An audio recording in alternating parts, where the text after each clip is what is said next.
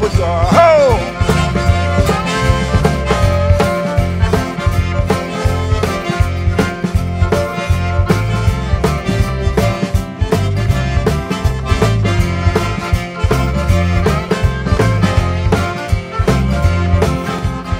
Bienvenue à la Creole Show. Yeah, that's better.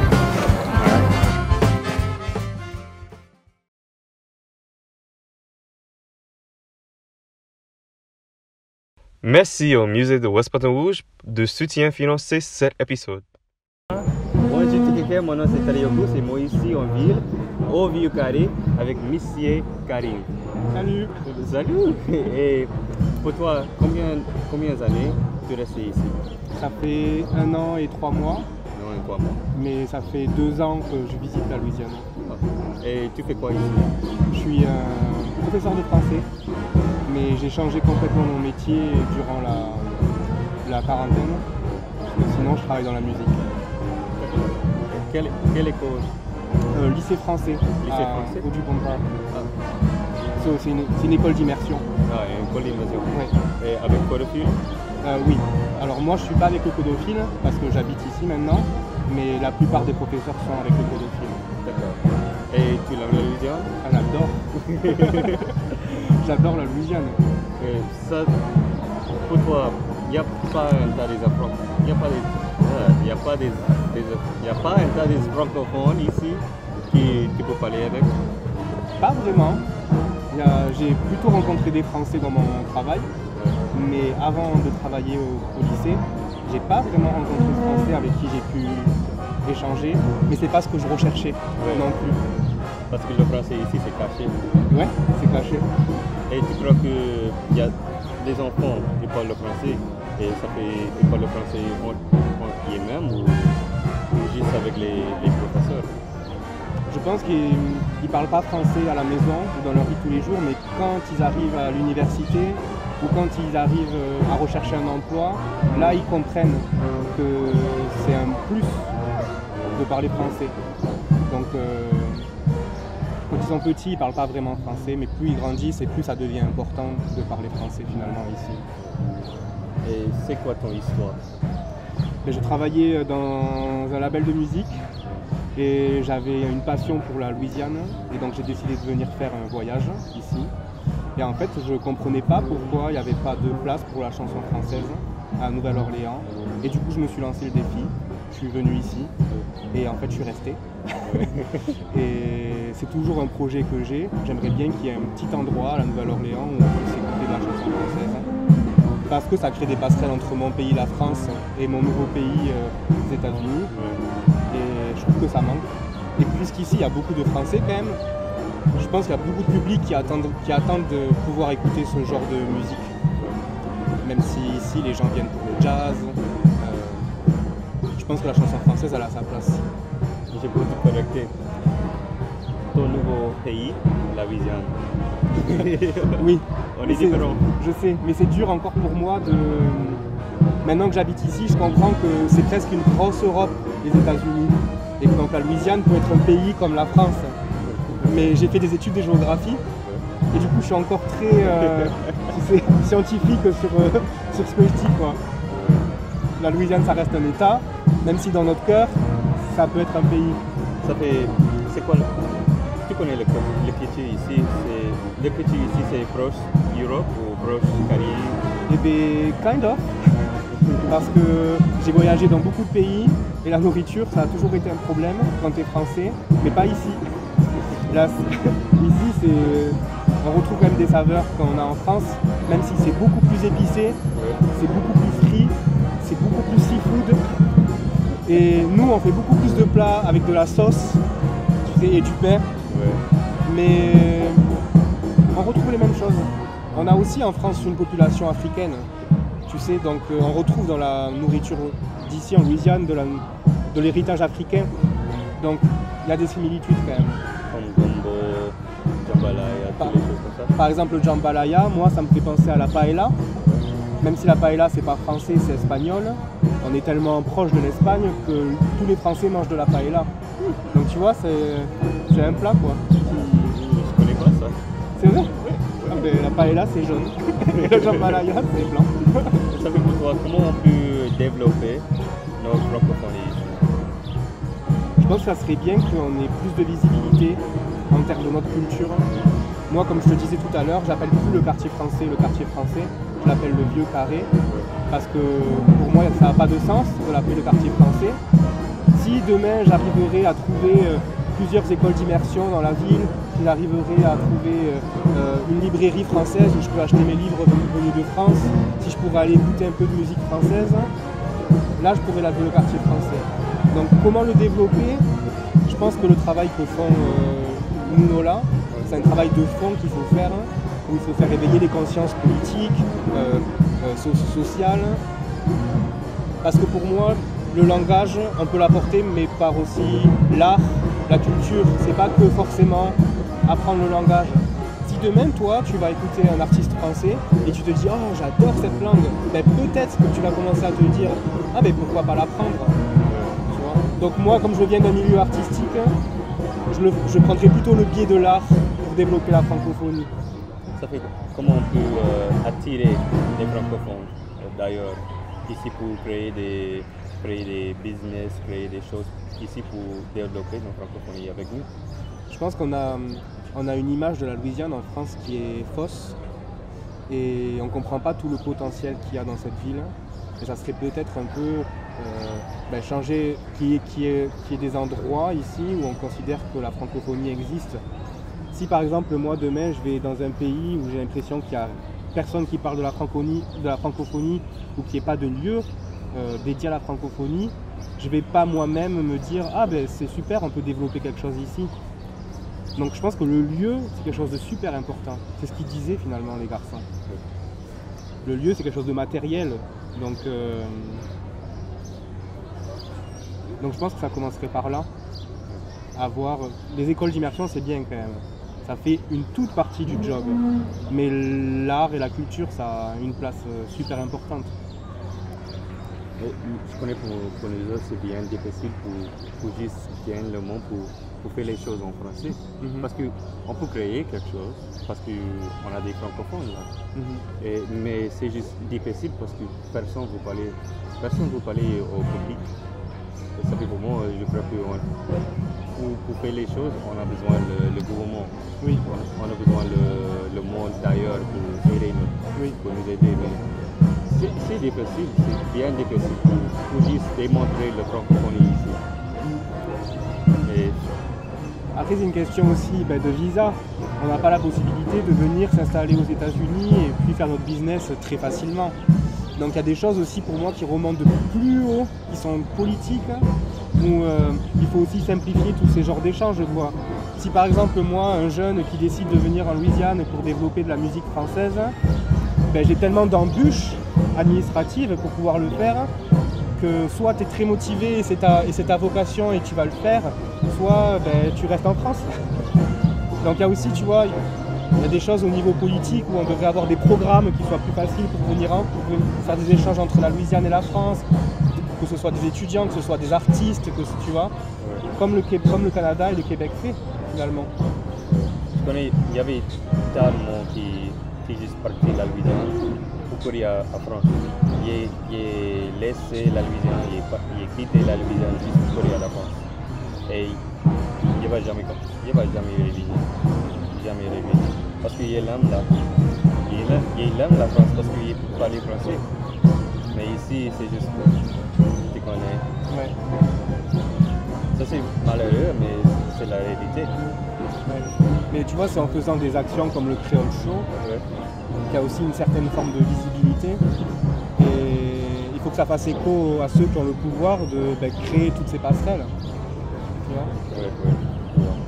Et pour moi, je crois que la Créole Show va aider. Mais je ne connais pas si on peut créer quelque chose comme ça. Moi je pense que le travail humain c'est long. Et que peut-être que tu as l'impression que c'est une toute petite chose maintenant, mais ça va avoir des répercussions. Je souhaite. Oui, j'espère. J'ai eu... Parce qu'on était là sur sur France 34. Ouais. Et puis après ça, il y avait plusieurs personnes qui disent oh, à ce je suis la Créole Show, je suis la Créole Show. Mais ça, c'est la francophonie d'ailleurs, Ouais. pas la Louisiane. Yes. J'ai besoin des jeunes ici. Ici. Et ça fait si j'ai pas des jeunes ici, je vais faire rien. Ouais. Ça, c'est pour moi, c'est difficile, mais c'est fun. Parce que tu es au début du truc. Ouais. Tu vois, c'est toujours compliqué de fédérer les gens. Mais une fois que tu as réussi à fédérer des gens et qu'on soit visible, là tu commences à avoir une voix. Bon, pas connaître si les gens connaissent le français peut aider Ouais. le vie. Ouais. Et ça, c'est quelque chose qu'on a pu dire. Parce qu'on a des écoles d'immersion, mais après ça, c'est tout. Ouais. On n'a pas une vraie économie pour juste faire les choses en français, pour gagner l'argent en français, pour juste honnêtement vivre en français. Ouais. Ça fait qu'on n'a pas une économie, on va pas gagner des gens qui parlent français. C'est ce que je voulais te dire quand je te disais, pour moi ça vient de plus haut, il faut qu'il y ait des volontés politiques de faire des échanges, parce que si on n'a pas d'économie, on ne peut pas créer, Ouais. tu vois. Si moi demain j'ai envie d'ouvrir une salle de concert avec 100 personnes et que je recherche des financements et que ça intéresse personne la francophonie, parce qu'on va me dire peut-être oui mais attends, comment tu es sûr que tu vas avoir du public, la francophonie, la chanson française, ça n'intéresse pas vraiment. Ben, c'est compliqué à mon âge de lâcher un 200 000 balles pour ouvrir une salle, tu vois. Ouais. Mais c'est par des actions comme les nôtres aujourd'hui que ben, petit à petit... Franchement, j'aime ce chanteur, Taki. Ouais, Tu connais Taïk. Oui, Taki.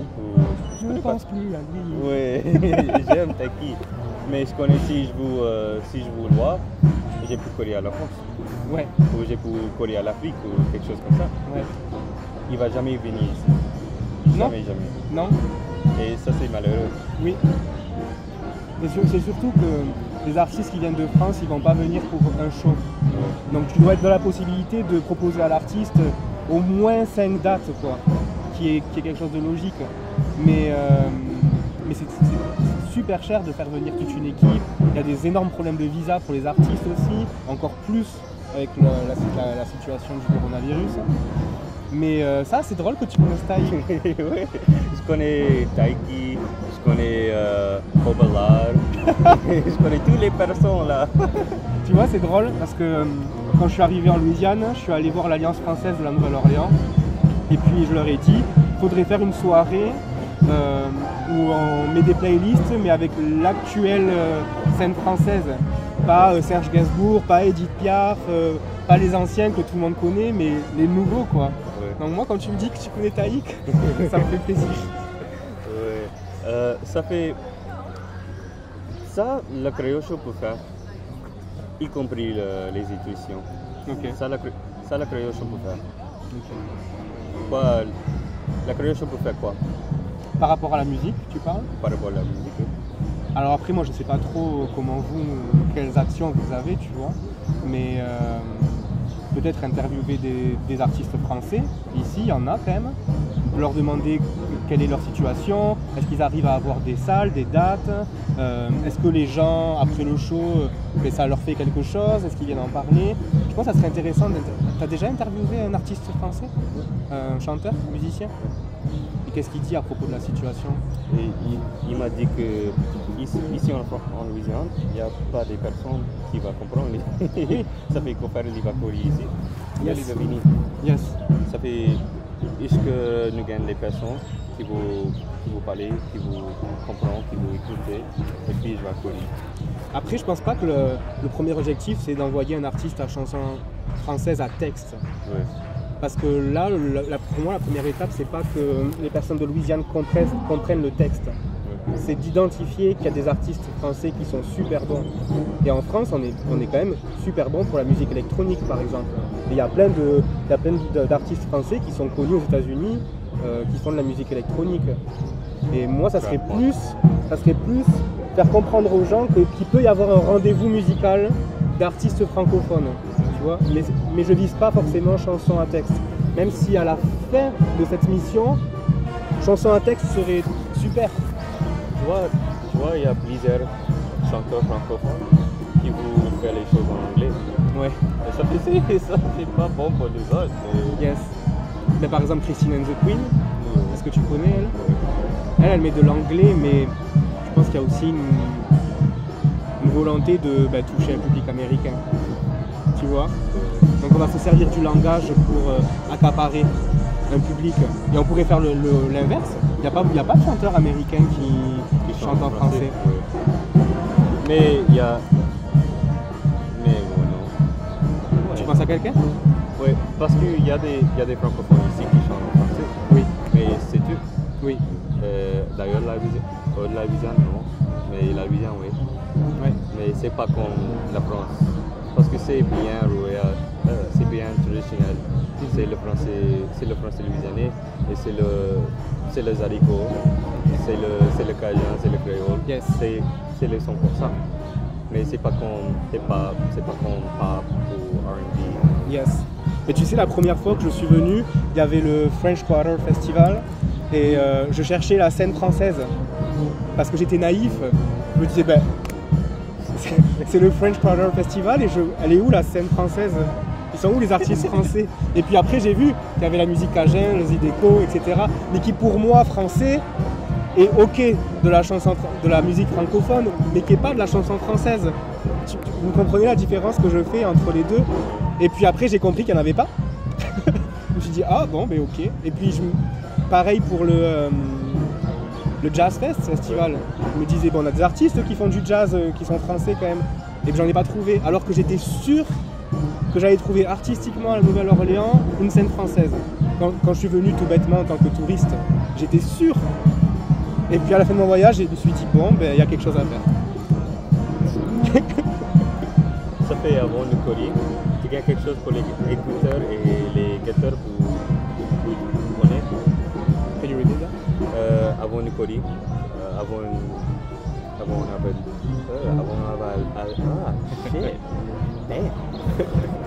avant le colis, parce que moi je ne peux pas changer en français, pour quelque raison, moi je ne connais pas faire. Mais avant le colis, tu gagnes quelque chose pour les écouteurs et les guetteurs. Ok. À dire. Oh, si j'ai quelque chose à dire pour les gens ici. Ouais. Ok. Alors s'il vous plaît, allez sur Spotify et écoutez de la chanson française, mais de maintenant quoi. Mais regarde Taïk, Ouais. même si c'est français, c'est quelque chose que tu peux écouter partout dans le monde. Tu vois, il y a de la musique électronique, il y a un rythme, il y a quelque chose quoi. C'est pas de la chanson française comme Edith Piaf où si tu comprends pas le texte, tu passes à côté de 90% de la chanson. Maintenant, on propose plus dans la chanson française, dans la musique francophone. Tu vois, on propose plus que du texte. Mais merci pour parler avec moi. Avec grand plaisir. Merci tout quelqu'un pour guetter la Créole Show et à la prochaine.